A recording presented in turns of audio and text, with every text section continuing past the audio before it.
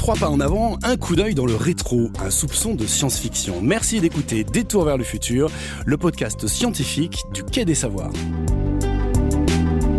Grippe, gastro, rougeole, variole, Covid. Des épidémies, il y en a eu, il y en a et il y en aura encore. Mais qu'est-ce qui fait qu'une maladie, parfois sous des airs de simple maladie de l'hiver, devient une épidémie mondiale ? Peut-on les prévenir ? Et avons-nous une idée du portrait robot de la potentielle prochaine épidémie mondiale ? Pour en discuter ensemble, nous accueillons aujourd'hui 2 invités. Mircea Sofonea, tout d'abord, vous êtes épidémiologiste au CHU de Nîmes et à l'Université de Montpellier et vous travaillez sur l'évolution des maladies infectieuses. Bonjour Mircea. Bonjour.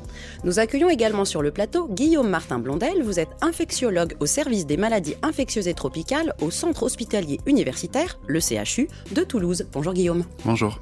Avec le retour de l'hiver, voici le temps, non pas des cerises, mais des nez qui coulent, des éternuements, des toux et des maux de tête, et on voit ressurgir les fameux rhumes, les gastro, les grippes et autres maladies de l'hiver. Avant de partir vers les épidémies mondiales, et parce que c'est toujours bon de le rappeler, de quoi parle-t-on quand on évoque ces maladies de l'hiver contagieuses ? De quel type de pathogène est-il question ? Comment se transmettent-ils ? Et pourquoi sommes-nous plus malades en hiver qu'en été ? Guillaume, peut-être, vous qui êtes confronté à ça directement tous les jours. C'est effectivement d'actualité. On parle très principalement d'infections par des virus respiratoires, comme les virus grippaux, le virus respiratoire syncytial, le VRS, les coronavirus. Il y en a d'autres que le SARS-CoV-2, qui vont se transmettre par l'émission de gouttelettes de sécrétions respiratoires à l'occasion de la toux, de l'éternuement, mais qui peuvent aussi se transmettre par contact avec des objets contaminés. Et tout pourquoi type en d'objet. hiver Tout type d'objet. Des surfaces, par exemple, peuvent être contaminées et on peut s'infecter comme ça. Pourquoi l'hiver ? Parce qu'il y a une conjonction de différents facteurs. Il y a des modifications du comportement. Il fait froid, on est à l'intérieur, on est dans des pièces qui sont moins aérées, on est plus nombreux. Il y a aussi des modifications climatiques. Le froid et l'humidité impactent le virus en soi, la stabilité des particules virales, et impactent aussi nos défenses immunitaires. Et quand vos grands-mères vous disaient que couvrez-vous bien, sinon vous allez prendre froid, c'est en fait assez vrai. Le froid impacte l'état des muqueuses au niveau du nez et du pharynx et favorise les infections virales. Donc on prend quand même un petit peu froid, mais c'est quand même le virus, le votif. Oui, mais les deux sont liés en fait. Et ça veut dire que les virus vivent mieux en hiver qu'en été ? Ils préfèrent les saisons froides ? Ces virus-là ? Il y a un impact des conditions climatiques et un impact du froid et du taux d'humidité sur la manière dont le virus va se multiplier. Mais le fait d'avoir des individus qui s'infectent est important aussi parce que ça permet de transmettre aux autres. Et donc oui, l'hiver est une période propice pour ça.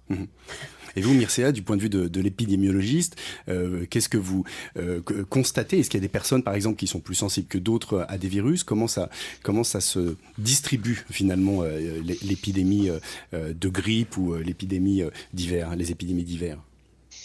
Alors déjà, je pense qu'il est important de rappeler que quand on parle de maladies de l'hiver, en fait, on est très centré sur la métropole, mais Oui. en fait, les virus, ils circulent partout dans le monde et le SARS-CoV-2 a même été retrouvé dans les terres australes, antarctiques. Donc, en fait, les virus comme la grippe, par exemple, sans parler du SARS-CoV-2, circulent aussi dans la zone intertropicale. Et de fait, ils circulent toute l'année, avec une saisonnalité qui est quand même présente, mais moins marquée. Et en fait, les virus circulent tout le temps. C'est juste que cette amplitude entre la saison plus froide et la saison plus chaude est plus marquée dans les zones tempérées.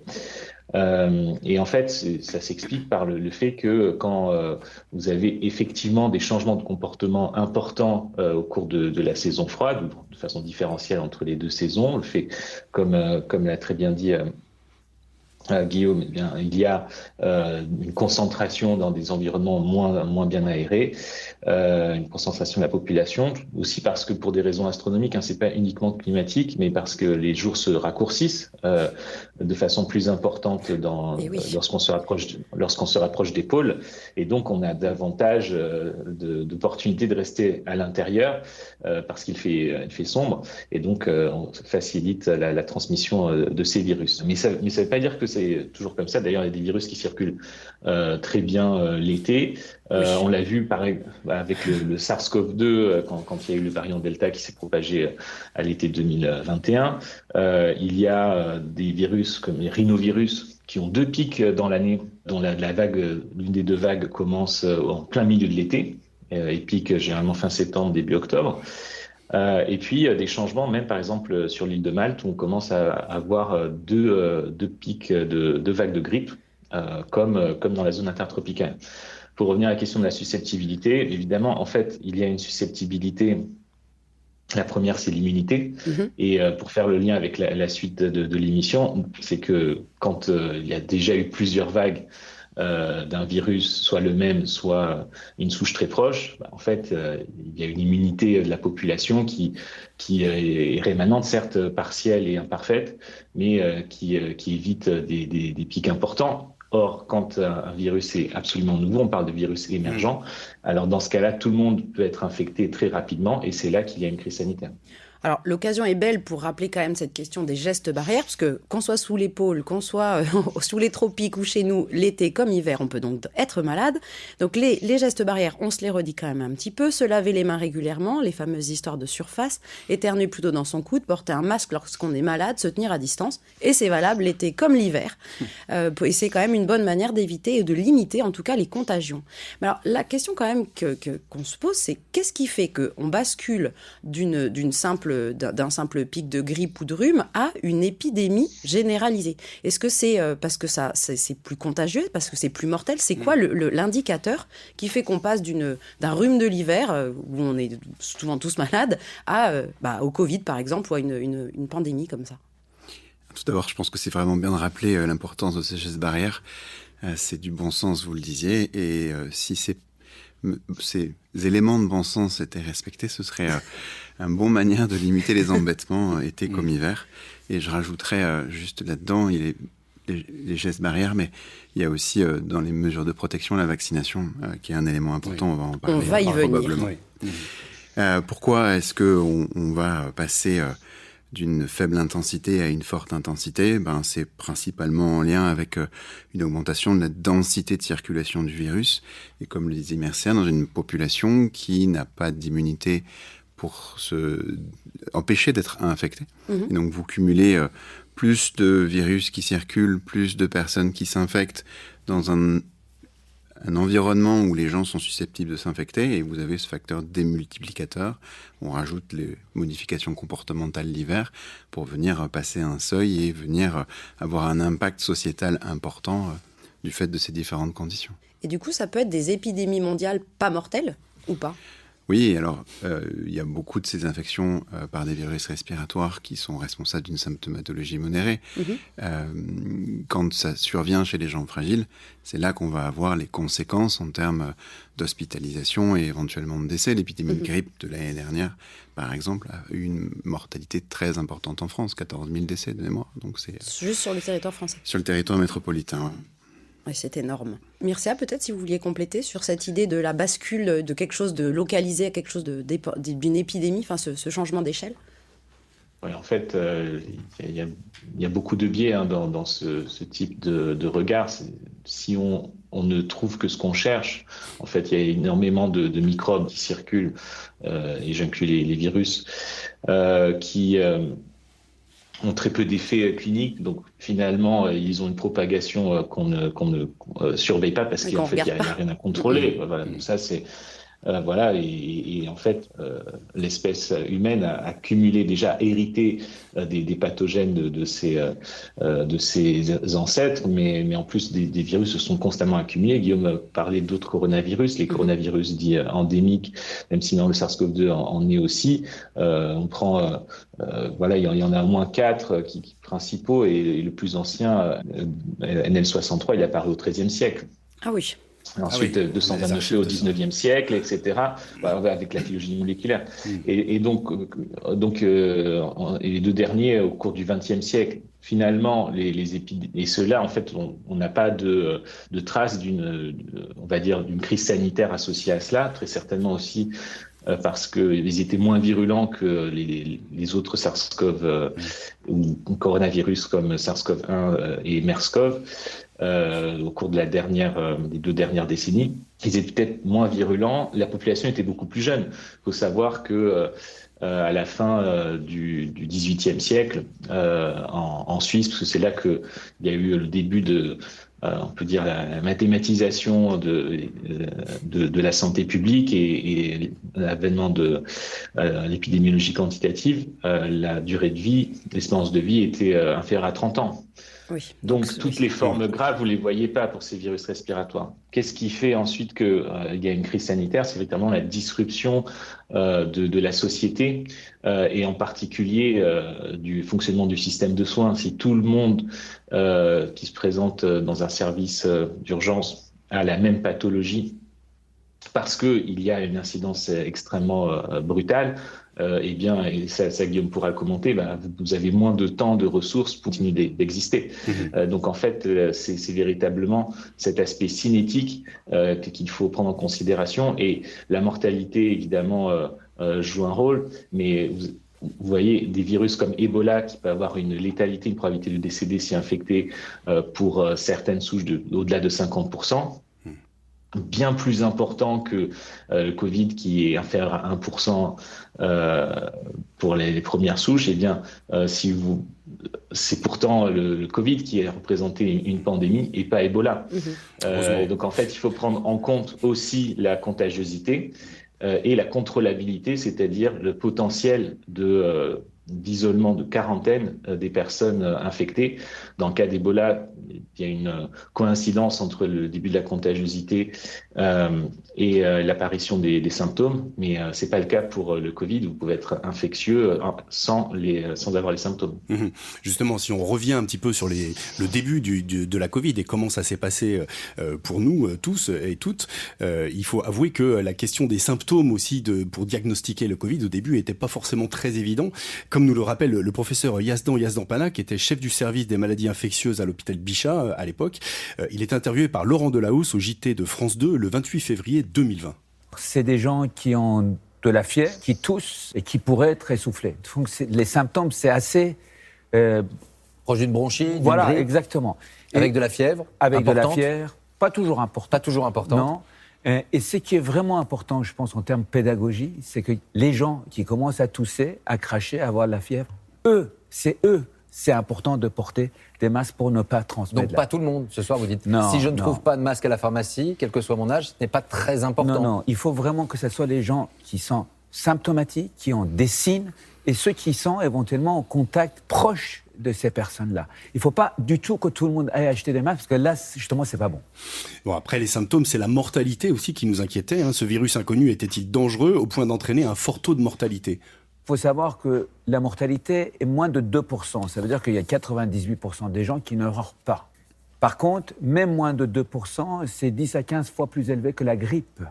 Donc ça, effectivement, même si là aussi la mortalité, on va voir de plus près combien est la mortalité. Il faut être regarder ça de plus près. Et enfin, un autre sujet d'inquiétude, les éventuelles mutations du virus qui compliqueraient encore la mise au point d'un vaccin. Je pense que ça fait partie des psychoses. Oui. Le fait que le virus mute, ça, c'est un peu les films. Effectivement. Pour le moment, non. Non. Et pour le moment, il y a une surveillance vraiment qui a été mise en place. Chaque fois qu'il y a un virus qui est isolé dans un pays, il a été envoyé à l'OMS. On regarde de très près, mais vraiment ça, pour l'instant, non. Alors à ces moments-là, on ne comprenait pas grand-chose, nous, citoyens et citoyennes, et on est rapidement devenus des millions d'infectiologues amateurs. Alors très très amateurs. Mais qu'est-ce qui se passait en fait à l'époque ? Parce qu'on avait l'impression que c'était assez désorganisé, on ne comprenait pas bien. Par exemple, vous, Guillaume, qui étiez au CHU à ce moment-là, comment ça se passait ? Comment vous appréhendiez cette crise qui arrivait d'un coup ? Alors oui, j'étais au CHU à ce moment-là. Je me souviens très bien de toute fin décembre 2019, janvier, février. C'était une période... très marquante pour un infectiologue, vous vous en doutez, et pour tous les médecins au sens large du terme. Déjà que nous, on s'en rappelle bien, on imagine vous. Si je me rappelle, à cette époque-là, c'était vraiment la gestion de l'incertitude, quoi. L'incertitude sur la dynamique de l'épidémie, sur son réel impact en termes de morbidité et de mortalité, sur la prise en charge, sur comment est-ce qu'on va prendre en charge les patients médicalement, quels médicaments on va utiliser, comment on va leur donner de l'oxygène. On a appris progressivement avec la survenue de cette épidémie, avec l'énorme masse de données scientifiques qui ont été générées avec une cinétique jamais vue en termes de publications scientifiques. C'était, des dizaines de milliers d'articles par semaine apportant des éléments progressifs pour il y a une mobilisation de la communauté scientifique. Médicale et scientifique. Très forte. Mais dans tous les secteurs, que les médecins, les pharmaciens, c'était vraiment... une période très très impressionnante par rapport à ça. Donc de l'incertitude et oui, une impréparation sur plein de points.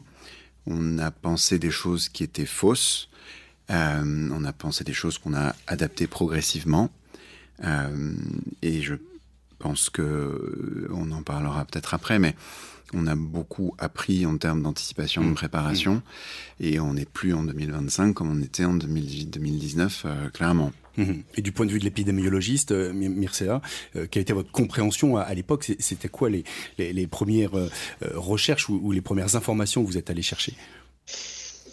Bon, il est clair qu'il y a eu des erreurs dans tous les domaines scientifiques et j'en prends ma part. D'un point de vue médical, aussi au moins sur le point de vue de prévention et d'hygiène, on a beaucoup insisté sur la prévention via des gouttelettes. L'OMS a tardé pendant 2 ans à reconnaître que c'était bien un virus aéroporté et qu'en fait c'était une prévention aérosol qu'il fallait, alors même que les spécialistes de la biophysique des aérosols avaient alerté dès le mois de mars 2020, et alors même qu'il y avait des éléments en faveur d'une transmission par aérosol déjà pour le SARS-CoV premier du nom. Et puis ne parlons pas des décisions politiques et des médias. Donc là-dessus, je rejoins parfaitement la remarque de Guillaume qu'on a beaucoup appris et qu'il y a certaines de ces erreurs qui, j'espère, ne seront pas reproduites. L'incertitude, elle est incroyable, d'un niveau très important lorsqu'on a affaire à une maladie infectieuse émergente. Et là, on est vraiment au milieu du gué, c'est-à-dire qu'on connaissait une pandémie à coronavirus, le SARS-CoV premier du nom en 2002, qui avait fait moins de 1000 décès. Ce raisonnement par analogie, il a vraiment... il a fait beaucoup de tort parce que comme le SARS-CoV, syndrome de détresse respiratoire aiguë sévère, avait une létalité 10 fois supérieure, on s'est dit, et que la contagiosité était similaire d'après les premières données chinoises, et que pour le coup, en un mois, en janvier 2000, on a déjà accès aux données génomiques. Donc finalement, il y avait une réactivité plus importante de la Chine, justement parce qu'elle a déjà subi l'épisode de SRAS, et que le virus était aussi contagieux, mais 10 fois moins létal. Il y a eu une forme de rassurisme. Et tout a basculé quand, en février, on a compris qu'il y avait un potentiel de transmission pré-symptomatique, voire asymptomatique. Donc, en fait, l'épidémie, non seulement a été largement sous-estimée, parce qu'on détectait surtout les cas symptomatiques, mais en plus, qu'on aurait beaucoup de mal à contrôler juste en regardant les symptômes. Et donc, il fallait aller beaucoup plus vite. De fait, dans le cas du SRAS, vous pouviez attendre jusqu'à 4 jours après l'apparition des symptômes pour mettre en quarantaine une personne contagieuse sans qu'il n'y ait d'infection secondaire. Donc, la comptabilité était complètement différente. Et donc, il a fallu trouver de nouvelles méthodes. Et c'était la première fois que les épidémiologistes pouvaient travailler en temps réel sur une épidémie et fournir des projections sur les données qui venaient d'arriver quelques heures plus tôt, et les événements avaient eu lieu la veille. C'était de la réactivité totale. C'est du temps réel, c'est surtout inédit dans l'histoire de la discipline, oui. Et alors, ce qui a permis, vous en parliez tout à l'heure tous les deux, ce qui a permis d'endiguer, c'est vraiment cette idée de l'immunité collective, parce qu'effectivement, il y avait cette problématique qu'on était asymptomatique, on se le transmettait, les séparations, les isolements, etc. Mais est-ce que c'est le fait d'avoir acquis une immunité collective qui a permis d'enrayer un peu la chose ? Clairement, l'acquisition d'immunité collective hybride entre le fait d'avoir été infecté, une fois, 2 fois, 10 fois, 12 fois. Oui, on ne sait pas tout d'ailleurs. Et la vaccination fait que vous avez une population qui est intrinsèquement moins susceptible de faire des formes graves. On s'infecte toujours. Vous l'avez bien vu, mais il y a moins de formes graves, à l'exception évidemment des patients qui sont fragiles sur le plan immunitaire, qui eux ne sont pas en capacité de s'immuniser et qui continuent éventuellement. Et donc ça, plus l'évolution du virus qui a évolué dans le temps, clairement. Oui. Il a muté finalement. Il a évolué, il s'est adapté. Il a fait ce que les microbes font, il s'adapte. Lui aussi. Parce que leur objectif, c'est de continuer. De survivre. Oui. Donc il s'est adapté, et en s'adaptant, il est plus transmissible, il est capable d'échapper à la réponse immunitaire générée, mais en pratique, il est maintenant peu ou pas associé à un risque de forme sévère. Et ça, c'est donc principalement dû à l'immunité collective, et aux modifications virales qui en font un virus encore transmissible, encore très actif, mais moins associé à des conséquences chez l'humain, quoi. Et du coup, de ce retour d'expérience de la Covid, est-ce qu'aujourd'hui, donc, il existe des plans de préparation? C'est-à-dire vous avez dit tout à l'heure, il y a un avant, un après, finalement, Covid en matière de santé publique. C'est-à-dire qu'aujourd'hui, est-ce que donc il existe des plans de prévention, des plans, de préparation aussi côté CHU, côté des hôpitaux, du personnel médical? Alors, je laisserai Mircea probablement parler sur les données plus importantes, mais si je dois parler sur le terrain, clairement, le mot clé qu'on a à la bouche en permanence, c'est l'anticipation et la préparation, avec une meilleure préparation et des plans régionaux qui sont organisés et déclinés localement, une anticipation médicale aussi sur la prise en charge technique et les filières de soins, une anticipation sur les moyens de prévention avec la vaccination, et les plateformes vaccinales qui permettent de générer rapidement des vaccins ont beaucoup progressé aussi. Oui, les produire, là. Sur l'adaptation et la production rapide. Sur les moyens de surveillance des infections respiratoires aiguës, comme on en parlait, mais aussi des autres microbes, et sur les capacités de diagnostic. On rappelle, au tout début, on mettait 48 heures à avoir un résultat du test qui devait partir à l'Institut Pasteur et revenir. Et oui. Maintenant, les laboratoires d'hôpitaux, mais les laboratoires privés aussi, ont mis en place des capacités diagnostiques avec ces méthodes qu'on appelle des PCR, qui permettent de faire un diagnostic qu'on a parfois en quelques heures, avec des méthodes d'ailleurs déclinées localement. Donc cette anticipation et cette préparation-là, elle a énormément progressé. Et du coup, sur la partie épidémie, de dispersion, vous récupérez les données, vous, Mircea, qui viennent des CHU et d'ailleurs, pour justement agréger, parce que là, vous parliez de l'agrégation pendant la crise, avec ce côté extrêmement instantané, extrêmement rapide, mais ça, c'est des choses que vous continuez à faire. Il y a toujours une espèce de carte de la surveillance de circulation des choses. C'est pas si simple, on peut pas récupérer les données du CHU comme ça. L'enjeu des données est un point très important. Évidemment, il y a beaucoup de contraintes, et c'est normal pour des raisons de conflit de données médicales sensibles. Dont les plans de préparation existaient déjà avant. Vous savez qu'il y a eu beaucoup de craintes de bioterrorisme au début des années 2000, et en fait, c'est normal. Ces plans-là étaient s'overlappaient avec des attaques et donc des épidémies. La base de données hospitalière SARS-CoV-2, elle s'appelait CIVIC, Système d'information pour les victimes. À la base, c'était une base de données pour les attentats. Mais l'effort de dépistage massif qu'on a connu jusqu'en 2023 et la situation économique budgétaire que vous connaissez fait qu'on ne peut plus suivre ne serait-ce que le SARS-CoV-2 comme avant, le SARS-CoV-2 étant le virus qu'on a le mieux suivi de tout temps. Donc il y a un effort pour améliorer l'accès aux données de façon plus fine, mais c'est la déployabilité des données qui va poser problème. Comment est-ce que cette surveillance va pouvoir répondre encore plus rapidement? Les données populationnelles, et donc pas juste celles d'un CHU, elles se sont mises en place à la mi-mars. Or, mi-mars, c'était aussi le début du premier confinement. Donc, finalement, il faudra être beaucoup plus réactif la prochaine fois. Comment est-ce qu'on fait? Côté épidémio, on fait des groupes de travail, typiquement actuellement sur la grippe, l'influenza aviaire. On fait des exercices souvent internationaux, des challenges où on simule. En fait, il y a une équipe qui simule une épidémie avec des données partielles, biaisées, etc. Et les autres essayent, dans des conditions proches du réel, de faire un suivi des projections avec les méthodes qui ont été améliorées grâce à la pandémie. Voilà comment on procède. Ok.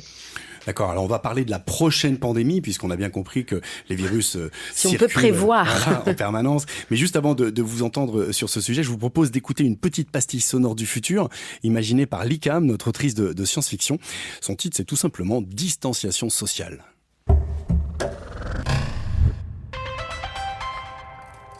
Bonjour Média, vous m'avez convoqué? Oui, j'ai convoqué tout le quartier en consultation individuelle. Un virus d'origine inconnue fait parler de lui. Des mesures sanitaires vont être mises en place. C'est quoi ce virus d'origine inconnue? C'est un virus qui inquiète beaucoup les autorités européennes. Des cas ont été recensés dans plusieurs pays, dont certains se sont avérés mortels. On va pas être confinés comme il y a 20 ans. Papa m'a raconté, c'était horrible. Il a fait une dépression et il a mis des années à s'en remettre. C'est fort peu probable. Il y a combien de chances que ça arrive? Je ne suis pas habilitée à vous communiquer cette information. Pour éviter d'arriver au confinement, le Comité scientifique européen recommande la distanciation sociale de niveau 3. C'est quoi ça? On ne serre plus la main, on ne fait plus la bise. On évite de passer plus de 10 minutes dans un endroit où se trouvent plusieurs personnes. On télétravaille si notre métier le permet. On essaye de rester chez soi le plus possible. Par exemple, on veille à se faire livrer ses courses. Ça ressemble au confinement dont m'a parlé papa. On a prévu une fête à l'Agora de quartier. Il faudra la faire dans le multivers. Les interactions sociales numériques sont fortement encouragées. Trop nul! J'aime pas la distanciation sociale de niveau 3. Ça ressemble trop au confinement. Temps imparti écoulé. Je vous remercie de laisser votre place au patient suivant. Merci de prendre une boîte de masques en partant. Texte, Likam. Voix, Corinne Mariotto. Son design et réalisation, Christophe Ruetsch.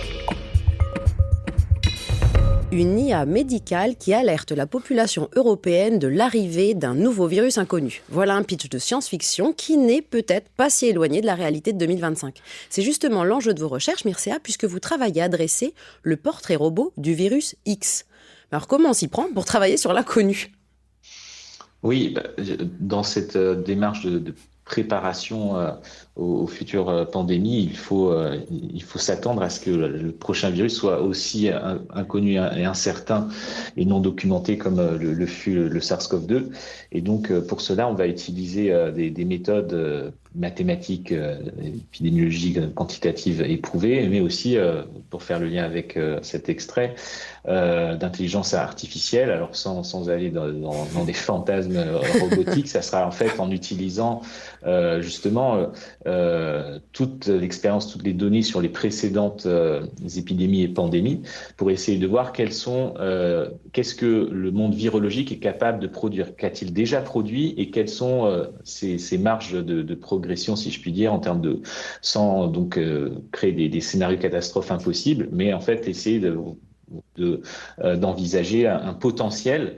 Et derrière, on ira solliciter l'ensemble des experts, en particulier des sociétés savantes, différents corps de métier comme les infectiologues, les réanimateurs, les biologistes médicaux, pour qu'ils définissent eux-mêmes leurs propres critères et aussi les critères d'un point de vue des traits à regarder, à documenter le plus vite possible, de la façon la plus précise possible, mais aussi des critères de crise pour le fonctionnement de leur propre profession et des services dont ils ont la responsabilité. L'intersection entre ces deux sphères, créera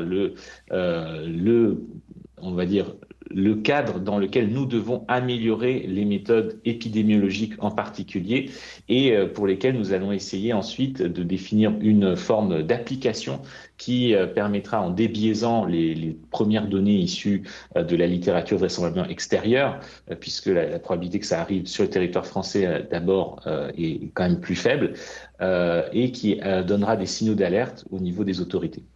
Parce que est-ce qu'on sait d'où ils viennent ces virus? C'est-à-dire que une des façons de lutter contre, enfin d'identifier peut-être des prochains virus, c'est de regarder un petit peu les foyers. Principalement, les virus, ils viennent d'où? Alors, pour les deux tiers, voire trois quarts d'entre eux, des maladies infectieuses émergentes, en tout cas, elles viennent de réservoirs animaux, de la faune sauvage, via éventuellement des animaux d'élevage, ce qu'on appelle les zoonoses. D'accord, donc c'est des contaminations en fait qui passent de l'animal, enfin des virus qui passent de l'animal à l'humain. Tout l'impact anthropique sur les écosystèmes et l'élevage intensif favorise par transition et en fait accroît le risque de zoonose, de transfert de ces virus. Donc typiquement des chauves-souris pour les plus emblématiques d'entre eux vers la population humaine, et le réchauffement climatique, ou plus généralement le dérèglement climatique, parce qu'on parlait des intempéries, favorise ensuite la circulation de ces pathogènes. Alors Guillaume, vous travaillez vous aussi pas mal sur cette question des zoonoses. Au niveau infectiologie, du coup, est-ce que vous observez déjà des choses? Est-ce qu'il y a des tendances, des fréquences plus hautes, plus importantes, des foyers plus identifiés? Alors, historiquement, comme les MRCA, on sait que les maladies infectieuses humaines sont très influencées par une transmission de l'animal à l'homme. On est très sensible à ce risque de zoonose, et d'ailleurs quand on prend en charge, on va lui demander ses contacts avec des animaux, c'est à peu près systématique comme question. On y est très sensible, on n'a pas forcément sur les territoires métropolitains de signaux là actifs d'augmentation de zoonose, mais on s'y attend, avec plein de facteurs, comme IRCL disait, les interactions entre l'homme et l'environnement dans le cadre de modifications climatiques, mais dans le cadre des modifications des activités humaines, qui font qu'il y a, pas pour le territoire métropolitain, mais pour d'autres contrées, de la déforestation, plus de promiscuité avec l'animal, de l'homme qui va dans des endroits où il n'allait pas avant, et il est en contact avec des animaux avec lesquels il n'était pas en contact avant. Et cette augmentation des contacts entre l'homme et l'animal a toujours été la source de zoonose. Comme les choses ne s'améliorent pas globalement, ça risque pas de se diminuer, et donc l'avenir est probablement pavé de zoonoses, effectivement, pour nous. Et une zoonose, ça peut prendre n'importe quelle forme de maladie, où il y a des particularités? Ça peut être une maladie virale, ça peut être une maladie bactérienne. Et ça peut avoir, en fonction du type de réservoir, du type de transmission, du type de pathogène, n'importe quelle atteinte respiratoire, non respiratoire. Donc c'est vraiment très très diversifié. Et comment on peut anticiper ça? Vous nous parliez tout à l'heure qu'une des leçons de la Covid, c'était les plans de prévention, de l'anticipation. Comment on peut anticiper la survenue de futures zoonoses? Et alors ça, c'est une excellente question. C'est, je pense, difficilement... la prévention de ça est complexe quand même. Oui, vu la multiforme que ça peut prendre. C'est ça. IRCA, peut-être une réponse aussi de votre point de vue sur cette anticipation possible? Il y a 30 nouveaux virus, espèces virales découvertes chaque année, dont 3 en moyenne peuvent infecter l'humain. Donc là, on en est à peu plus de 250 espèces virales qui peuvent infecter l'humain. Comment dire, c'est quasiment impossible de surveiller l'ensemble on imagine bien, en revanche, tout ce qu'on peut faire, c'est être un tout petit peu en aval de la transmission locale. Et donc là, ça veut dire intervenir dans les zones où la transmission et les réservoirs sont les plus favorables. Donc, par exemple, l'Asie du Sud-Est. Et ensuite, c'est préparer des plans au niveau de chaque population et s'adapter au système de soins et favoriser la collaboration, la coopération. Ouais, un point important quand même, parce qu'on peut avoir la meilleure médecine et la meilleure recherche biomédicale si derrière la population ne comprend pas ce que l'on fait, ne comprend pas les recommandations des pouvoirs publics et des autorités de santé, ça ne sert à rien. Et on l'a très bien vu, le différentiel de mesures pour des différentiels de résultats au moment de la pandémie. Et c'est pourquoi il y a un point important qu'on oublie peu, c'est qu'il y a un autre pathogène qui circule en plus du pathogène émergent, c'est celui de la désinformation biomédicale. C'est un vrai problème. Et qui potentialise en fait l'impact sanitaire du pathogène focal. Donc ça, c'est un point important et l'éducation sanitaire et scientifique est absolument un enjeu clé pour préparer les prochaines pandémies. Donc en conclusion, on va rappeler à nouveau les gestes barrières qu'on évoquait en début d'émission. Le port du masque, se laver les mains, rester à distance les uns des autres, éviter le contact physique et puis aussi, Marina, faire la fête dans le multivers. Oh non, trop nul. Détour vers le futur, c'est terminé pour aujourd'hui. Un grand merci à nos deux invités, Guillaume Martin-Blondel et Mircea Sofonea. Merci à nos partenaires de l'INA pour la recherche documentaire et merci aussi à l'ICAM, Christophe Ruetsch et Corinne Mariotto pour leur création sonore. Détour vers le futur, un podcast du Quai des Savoirs présenté par Laurent Chicoineau et Marina Léonard, préparé avec l'aide de Françoise Vissac et la complicité pour cet épisode de Cyril Delpierre à l'INSERM. À la réalisation, Arnaud Maisonneuve, prise de son, Laurent Codoul. Le mois prochain, nous parlerons d'un sujet qui, contrairement à ce que l'on a longtemps cru, n'est pas fantastique. Il s'agit des plastiques et des microplastiques. Abonnez-vous à ce podcast sur Apple Podcasts, Spotify ou Deezer et ne manquez aucun détour vers le futur. Ciao.